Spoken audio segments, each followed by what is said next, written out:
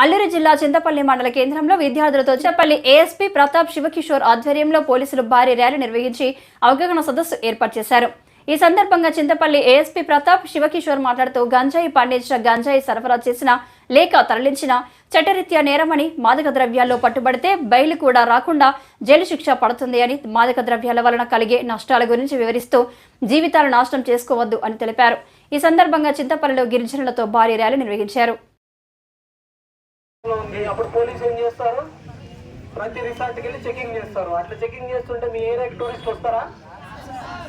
ఇక్కడ గంజాయి తాగిన వాళ్ళు, గంజాయి క్రిమినల్స్ తిరుగుతున్నారంటే మీ ఏరియాకి మంచి టూరిస్టులు వస్తారా? అప్పుడు మనకి జీవనోపాధి ఎలా రావాలి? ఇప్పుడు రేపు పొద్దున మీరు అందరూ డిగ్రీలు చదువుతున్నారు, మీకు జీవనోపాధి ఎలాగా?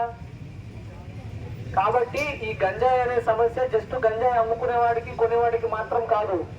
ఈ గంజాయి అనేది మీడియా మిత్రులందరికీ నా నమస్కారం అండి. ఈరోజు మనము ఈ అంతర్జాతీయ మాదక ద్రవ్యాల వ్యతిరేక దినోత్సవం సందర్భంగా ఒక అవేర్నెస్ సెషన్ ఈ చింతపల్లి యూత్ అందరితోటి, ముఖ్యంగా మన డిగ్రీ కాలేజ్, ఏపీఆర్ కాలేజ్ ఈ స్టూడెంట్స్ అందరితోటి ఈ మన సందర్భంగా కూడా ఒక అవేర్నెస్ కార్యక్రమం ఏర్పాటు చేయడం జరిగింది.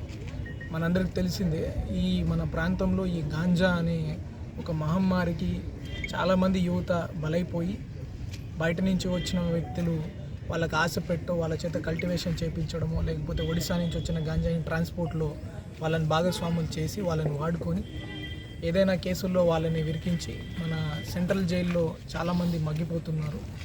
వీళ్ళందరికీ ఒక ప్రత్యేకమైన అవగాహన కల్పించడం కోసం, ఈ గాంజా బారిన పడి తరతరాలని నాశనం చేసుకోకుండా ఉండడం కోసము, దానికి ముఖ్యంగా మనం అవేర్నెస్ తీసుకురావాల్సింది ఇప్పుడున్న భావితరం ఈ డిగ్రీ కాలేజ్ యువతనే రాబోయే కాలానికి పౌరులుగా ఉంటారు. కాబట్టి వాళ్ళ ద్వారా గ్రామాన అవేర్నెస్ తీసుకురావడము, వాళ్ళ ద్వారా ఈ గాంజా వ్యతిరేకంగా ఏదైతే ఎస్పీ గారు ఒక నెంబర్ క్రియేట్ చేశారో సమాచారం కోసం, ఆ నెంబర్ గురించి మనము ఫెసిలిటేట్ చేయడము, తర్వాత ఈ గాంజాకి వ్యతిరేకంగా ఈ గాంజా వలన మన ప్రాంతం ఎలా నష్టపోతుంది, ఒక మెక్సికో, ఒక యుఎస్ఏ ఇట్లాంటి పెద్ద పెద్ద దేశాలు కూడా ఈ డ్రగ్స్ బారిన పడి వాళ్ళ తరతరాలు నాశనం అవ్వడము, దాన్ని ఒకసారి మాదక ద్రవ్యాలకి బానిసలు అయితే ఆ ప్రాంతం కానీ, ఆ ప్రాంతంలో ఎట్లా క్రిమినల్స్ పెరుగుతారు, ఎట్లా దొంగతనాలు పెరుగుతాయి, ఎట్లా శాంతి భద్రతల సమస్యలు వస్తాయి,